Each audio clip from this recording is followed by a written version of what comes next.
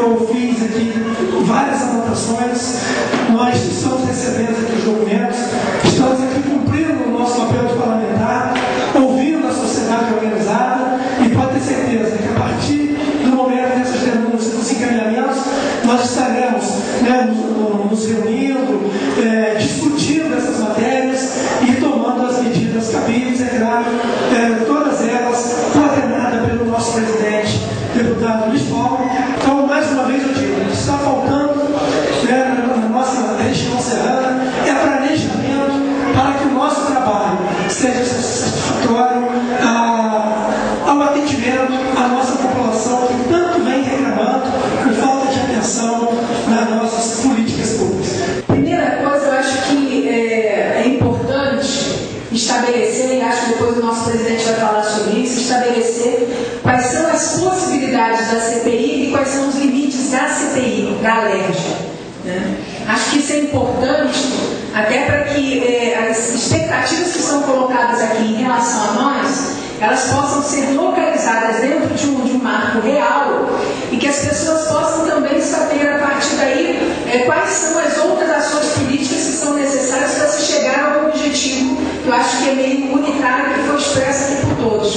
Então a CPI da ALERJ, ela tem a possibilidade sim de ser usada, instrumentalizada pelo movimento aqui organizado, ser utilizada como instrumento político, no sentido da pressão necessária para se chegar aos objetivos aqui, que são atender os setores que ainda estão numa situação de emergência, atender o conjunto da coletividade, o setor produtivo, os trabalhadores, e também para dar conta da pressão política necessária em relação ao problema da crise política da prefeitura. E tem a CPI aqui da prefeitura, aqui, da Câmara Municipal aqui, que é uma CPI que ela sim pode chegar, digamos, a questão, eu acho que é importante para vocês aqui, que vocês estão levantando como importante estratégia, que eu tenho acordo com isso, que é o impeachment do atual prefeito.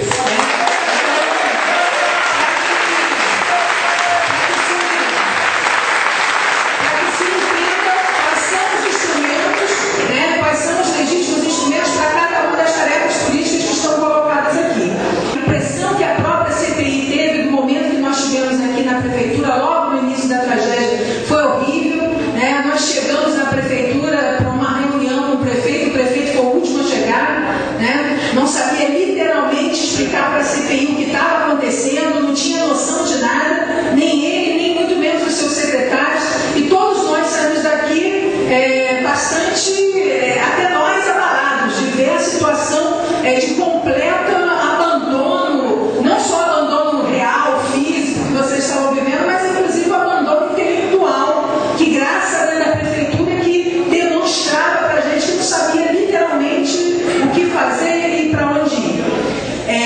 Eu tenho uma tese de que essa desorganização, essa situação difusa, essa confusão, essa falta de normas, essa falta de indicativos, essa completa desorganização, do meu ponto de vista, ela é organizada. Ela é organizada, isso não é uma coisa negra. Essa desorganização é o que permite, é o que objetivamente permite uma situação onde a intermediação de interesses privados possa ser feita sobre as verbas que deveriam estar salvando as pessoas que estão ainda em situação de emergência. Essa semana começaram a surgir as denúncias concretas e reais, que estão sendo encaminhadas para a CPI, que serão avaliadas pela CPI, que constarão no relatório, que serão denunciadas, que serão encaminhadas para as outras instâncias governamentais, para as secretarias.